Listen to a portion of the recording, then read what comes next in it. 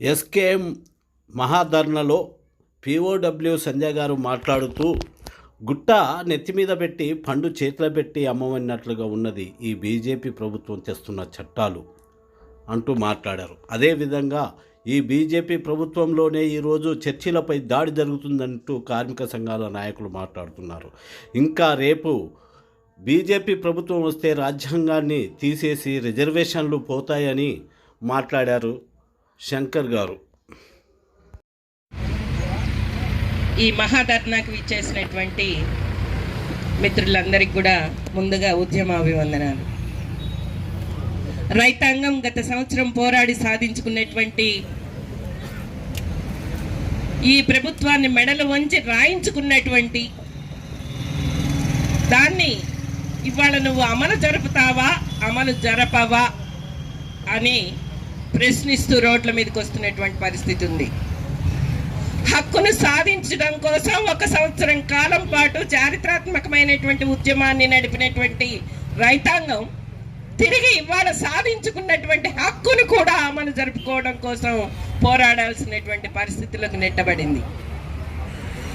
ప్రభుత్వాలు ఏవి కూడా ప్రజల సంక్షేమాన్ని ప్రజల అభివృద్ధిని కాంక్షించేవే అయితే ఈ పోరాటాల ఉండాల్సినటువంటి అవసరం లేదు. కానీ వాళ్ళు ఆలోచిస్తున్నది ఏంటి, ఇవాళ వాళ్ళు చేస్తున్నది ఏంటి అనేటువంటిది ఆలోచిస్తే ఇవాళ మనం ఇక్కడ మహాధర్నా జరుపుతున్నాం. ఢిల్లీలో అక్కడ అనేక రాష్ట్రాల నుంచి వచ్చి ధర్నా జరుపుతామంటే 5,000 మందికి మాత్రమే పర్మిషన్ ఇచ్చారు. గత సంవత్సర కాలం పాటు లక్షలాది మంది కార్మికులు ఆందోళన చేస్తే సాధించినటువంటి దాన్ని అమలు చేసుకోవడం కోసం 5,000 మంది రైతాంగం మాత్రమే వస్తారు అక్కడికి. అంటే ప్రభుత్వం ఏం చెప్పదలుచుకుంది అంటే, మీరు ఉద్యమాలు చెయ్యకూడదు, మేము రాసిస్తాం, అమలు జరపం, అయినా సరే మీరు మీ గొంతు నొక్కుకొని మీరు ఉండాల్సిందే తప్ప ప్రజా ఉద్యమాలు నిర్మించాల్సినటువంటి పరిస్థితిని మేము ఉపేక్షించమని చెప్పదలుచుకుంది. అందుకోసమే ఇవాళ 5,000 మంది రైతాంగం వస్తే సరిపోతుందని చెప్తా ఉంది.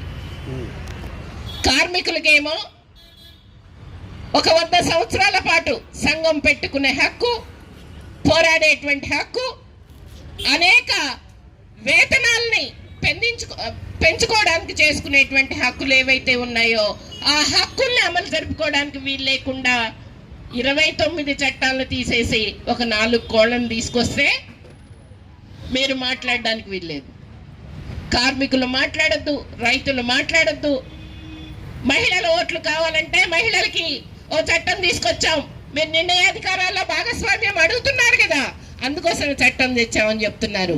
వాస్తవానికి ఆ చట్టం ఎందుకు పనికిరానటువంటి చట్టం.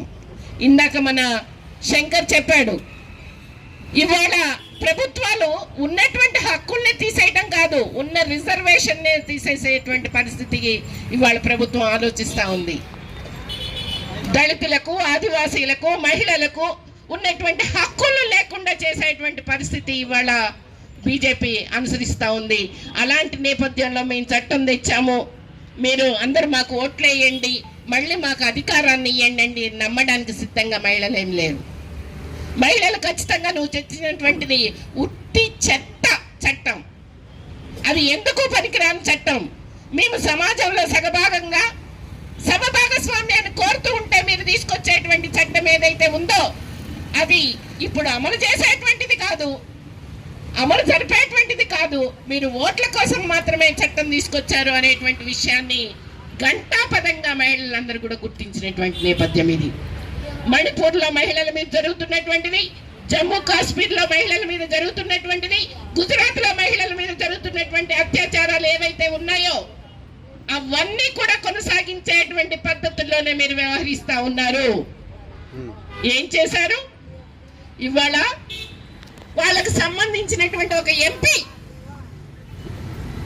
మహిళా మల్ల యోధుల మీద దాడులు చేసి లైంగిక వేధింపులు జరిపితే దానికి వ్యతిరేకంగా పోరాడితే చేసింది ఏంటి ఈ ప్రభుత్వం? వాళ్ళకు అనుకూలంగా ఆ ఎంపీని రక్షించుకోవడానికి పూనుకున్నది. నిన్నగాక మొన్న ఆ సంస్థ ఎన్నికలు జరిగితే, అసోసియేషన్ ఎన్నికలు జరిగితే కూడా దానికి అనుకూలమైనటువంటి వాళ్ళని తీసుకొచ్చి నిలబెట్టినటువంటి పరిస్థితి ఉంది. అంటే వాళ్ళు ఆలోచిస్తుంది ఏంటి? ఎవరి హక్కుల్ని కాపాడటానికి ఇవాళ బీజేపీ ప్రభుత్వం మూడోసారి రావడానికి సిద్ధంగా ఉందంటే కార్పొరేట్ల హక్కులు తప్ప ప్రజల హక్కులు కాదు, మహిళల హక్కులు కాదు, కార్మిక హక్కులు కాదు, రైతాంగ హక్కులు కాదు. ఏ హక్కులు ఈ ప్రభుత్వానికి అవసరం లేదు. ఈ ప్రభుత్వానికి కావాల్సింది మొన్నటిదాకా రామ జన్మభూమి, రేపొద్దున మళ్ళీ ఇంకొక చోట ఇంకెక్కడ ఉంది, ఇవాళ మధురలో ఉంది, ఇంకో చోట ఉంది, ఇంకో చోట ఉంది. ఈ దేవాలయాలన్నింటినీ కూడా మేము పునరుద్ధరిస్తామని చెప్తా ఉంది. ఏం చేస్తారు పునరుద్ధరించి? ఏ కార్మికులకు, ఏ ప్రజలకు, ఎవరికి మీరు ఇవాళ జీవించే అవకాశాలను కల్పించదలుచుకున్నారు అనేటువంటిది ఇవాళ మనం ప్రశ్నిస్తున్నటువంటిది. ఏ హక్కును లేకుండా చేసేటువంటి మీరు దేవాలయాలు నిర్మించడం, దేవతలను పూజించడం, మహిళలను కూడా రొంపిలోకి దించడం, ప్రతిరోజు ఏదో ఒక కార్యక్రమాన్ని సృష్టించి వాళ్ళని ఆ మత్తులో నింపడానికి చేస్తున్నారే తప్ప ప్రజల్ని చైతన్యయుతంగా ఆలోచించేటువంటి పద్ధతుల్లో అనుసరించినటువంటి నేపథ్యంలో ఇవాళ రైతాంగం ఒక మహా ఉద్యమాన్ని నిర్మిస్తా ఉంది. ఆ ఉద్యమంలో సాధించుకున్నటువంటి హక్కుని నిజంగా ఇవాళ మళ్ళీ పోరాడి అమలు చేసుకోవడానికి సిద్ధమవుతున్నటువంటి నేపథ్యంలో మనం ఇక్కడ ధర్నా నిర్వహిస్తా ఉన్నాం.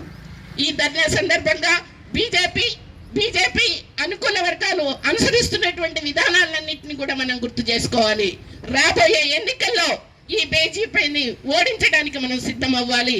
మన హక్కులు మనం సాధించుకోవడం కోసం, మన అధికారాల్ని, మన స్వతంత్రతని, స్వేచ్ఛని, భారత రాజ్యాంగాన్ని రక్షించుకోవడం కోసం మనం చేసేటువంటి పోరాటంలో ఈ రైతాంగ పోరాటం కూడా అతి ప్రాముఖ్యత కలిగినటువంటిది.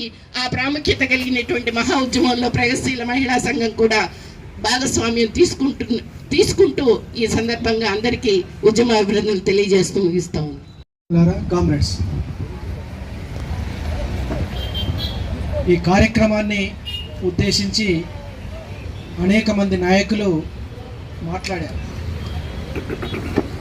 కేంద్రంలో అధికారంలో ఉన్నటువంటి నరేంద్ర మోడీ ప్రభుత్వం ఈ 10 సంవత్సరాల కాలాన్ని కనుక మనం పరిశీలన చేసినట్లయితే మొత్తంగా ఈనాడు ఈ దేశంలో మెజార్టీగా ఉన్నటువంటి ప్రజలు ఎవరైతే ఉన్నారో, రైతులు, కూలీలు, కార్మికులు, అశేష ప్రజానీకమైనటువంటి ప్రజలకు వ్యతిరేకమైనటువంటి పాలనను కొనసాగిస్తున్నటువంటి పరిస్థితిని ఈరోజు మనం చూస్తున్నాం. మొత్తంగా 10 సంవత్సరాల పాలన అనేది పిడికడి మందిగా ఉన్నటువంటి పెట్టుబడిదారులైనటువంటి బడా కార్పొరేట్ శక్తులు, అంబానీ కావచ్చు, అదానీ కావచ్చు, అనేక మంది కార్పొరేట్ శక్తులకు ఈనాడు ఈ దేశాన్ని అప్పచెప్తున్నటువంటి పరిస్థితిని కూడా మనం చూస్తున్నాం. ఈరోజు హిందూ రాజ్యంగా తీసుకురావడం కోసం మోడీ ప్రభుత్వం తీవ్రమైనటువంటి కుట్రలు చేస్తుంది. ఈ దేశాన్ని హిందూ రాజ్యంగా చేయడం కోసం ప్రయత్నం చేస్తున్నటువంటి పరిస్థితిని మనం చూస్తున్నాం. ఒక పక్క ఈ దేశంలో మెజార్టీ హిందువులు ఉన్నారని ప్రకటిస్తూనే, మరో ప్రక్క ఆ మెజార్టీ ప్రజలైనటువంటి హిందువుల మీదనే ఈనాడు అనేక రూపాలలో ఆర్థిక పరమైనటువంటి దోపిడీని కొనసాగిస్తున్నటువంటి పరిస్థితిని ఈరోజు మనం చూస్తున్నాం.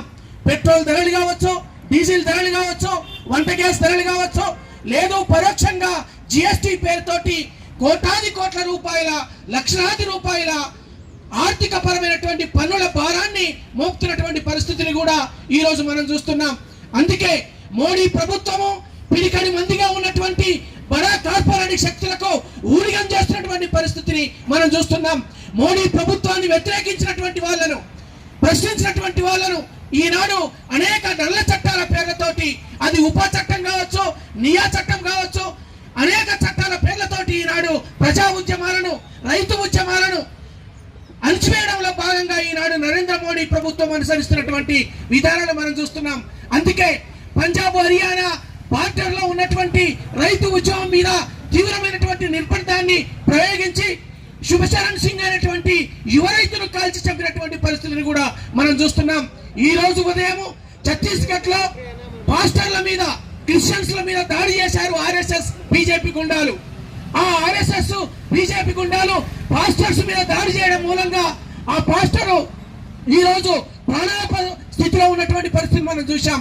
ఆ పాస్టర్ల బైక్లను కూడా ఎత్తుకపోయినటువంటి పరిస్థితి ఈ రోజు ఉదయం ఛత్తీస్గఢ్ లో జరిగిందనేది మనం దృష్టిలో పెట్టుకోవాలి. అందుకే ఈ రైతు వ్యతిరేక, కార్మిక వ్యతిరేక, వ్యవసాయ కూలీల వ్యతిరేక, మొత్తంగా ప్రజలకు వ్యతిరేకమైనటువంటి నరేంద్ర మోడీ పాలనకు వ్యతిరేకంగా తిరుగుబాటు మార్గంలో రైతులు, కూలీలు, కార్మిక వర్గం, ఈ దేశంలో ఉన్నటువంటి మెజార్టీ శ్రామిక ప్రజలు ముందు వరుసలో ఉండాలి. రైతుకు కనీస మద్దతు ధర కోసం పోరాడుతున్నటువంటి ఉద్యమం ఏదైతే ఉందో, ఈ 4 లేబర్ కోడ్లకు వ్యతిరేకంగా సాగుతున్నటువంటి కార్మికోద్యమం ఏదైతే ఉందో, రైతు ఉద్యమానికి, కార్మిక ఉద్యమానికి దేశంలో ఉన్నటువంటి ప్రజలందరినీ, కార్మిక వర్గాన్ని ఒక్కటి చేసి ముందుకు సాగాల్సిన అవసరం ఉందని తెలియజేస్తూ ముగిస్తున్నాను. అందరికీ పేరు పేరున జై భీమ్. తమ న్యాయమైన డిమాండ్ల పరిష్కారానికి దేశవ్యాప్తంగా రైతాంగం ఉద్యమిస్తుంటే, ఆ ఉద్యమానికి నాయకత్వం వహిస్తున్న రైతాంగంతో చర్చించకుండా ఆ ఉద్యమాన్ని విభజించి తన అధికారాన్ని సుస్థిరం చేసుకోవడానికి ఇవాళ మోడీ రకరకాల ప్రయత్నాలు చేస్తూ ఉన్నాడు. దేశంలో రైతులకు చేయకపోతే ఈ ప్రభుత్వం ఇంకెవడు చేస్తుంది? ఎవడి సంక్షేమం ఉంటుంది? ఈ దేశం మొత్తం రైతులు, కార్మికులతో కదా నడిచేది. ఈ 2 వర్గాలను విస్మరిస్తూ ఇవాళ మేము ఈ దేశాన్ని ముందుకు తీసుకెళ్తున్నాం, ఈ దేశాన్ని అభివృద్ధి చేస్తున్నామని చెప్పడం అంటే అది చాలా తప్పుగా ఇవాళ మనం చూడాల్సిన అవసరం ఉంది. భారత రాజ్యాంగాన్ని అమలు చేయట్లేదు. ఇవాళ రాజ్యాంగాన్ని మొత్తం రద్దు చేస్తూ, రాజ్యాంగం నిన్నగాక మనకు ఎంపీ మాట్లాడాడు, చాలా బహిరంగంగా మాట్లాడాడు, మేము మళ్ళీ అధికారులకు వస్తే ఈ దేశంలో రాజ్యాంగం ఉండాలి. రాజ్యాంగం ఉండదంటే మనకి ఇట్లా ఇవాళ మీటింగ్ పెట్టుకుని మాట్లాడుకునే హక్కు ఉండదు. రాజ్యాంగం అంటే ఇదే, ఒక మాట్లాడుకొని సంఘటితంగా మన హక్కులు కాపాడుకోవడమే రాజ్యాంగం. అది కేవలం రాజ్యాంగం అంటే దళితులకు, గిరిజనులకు, ఆదివాసీలకు కాదు, రైతాంగ విషయాలే కాదు. ఇవాళ మొత్తం దేశవ్యాప్తంగా గ్రామీణ ఉపాధి కూలీలు దాదాపు 15 కోట్ల మంది ఉపాధి హామీ కూలీలు ఉన్నారు. కరోనా కష్టకాలంలో అనేక మందికి ఆకలి తీర్చింది ఉపాధి హామీ చట్టము, ఆ ఉపాధి హామీ పథకము. ఇవాళ ఉపాధి హామీ పథకాన్ని గత 9.5 సంవత్సరాలుగా బీజేపీ కేంద్ర ప్రభుత్వం నిర్వీర్యం చేయడానికి బడ్జెట్లో నిధులు ఇవ్వలేదు. ఇవాళ కొత్తగా అనేక చర్యలు తీసుకున్నది. NMMS అని, నేషనల్ మొబైల్ మానిటరింగ్ సిస్టమ్ అని. ఎవరికన్నా డోన్ కెమెరా ఉందా? మోడీ ఎక్కడ పనిచేస్తుండో వాడి చుట్టూ వారి ప్రధానమంత్రి కార్యాలయంలో డోన్ కెమెరా ఉందా? ఉంటే సీసీ కెమెరా ఉండొచ్చు. కానీ ఉపాధి హామీ కూలీలు పనిచేస్తున్నారో లేదో చూడడానికి ఇవాళ వీడు డోన్ కెమెరాలు తీసుకొచ్చిండు. అంటే కష్టజీవుల పట్ల, కూలీల పట్ల ఒక అపనమ్మకం ఇవాళ కొనసాగుతుంది ఈ కేంద్ర బీజేపీ ప్రభుత్వం. కాబట్టి ఈ రానున్న ఎన్నికల్లో ఇవాళ మొత్తం బీజేపీని ఓడిస్తేనే ప్రజాస్వామ్యం వస్తుంది, బీజేపీని ఓడిస్తేనే రాజ్యాంగాన్ని కాపాడుకుంటాం, బీజేపీని ఓడిస్తేనే రైతాంగం, కార్మికుల హక్కుల్ని కాపాడుకుంటాం. ఇవాళ మొత్తం అదేవిధంగా అసంఘటిత రంగ కార్మికులు ఉన్నారు దేశవ్యాప్తంగా. గృహ కార్మికులు కావచ్చు, వీధి కార్మికులు కావచ్చు, రకరకాల కార్మిక రంగం ఉంది. ఈ కార్మిక రంగ సమస్యలు ఇవాళ మొత్తం ఇవాళ కేంద్ర ప్రభుత్వం అడ్రస్ చేయట్లేదు. మొత్తం దేశవ్యాప్తంగా కార్మిక కర్షక వ్యతిరేక విధానాలను అనుసరిస్తున్న బీజేపీని ఓడించాలని చెప్పి కోరుతూ మీ అందరికీ పేరు పేరున జై భీమ్. థ్యాంక్ యూ శంకర్ గారు. కృష్ణ గారు.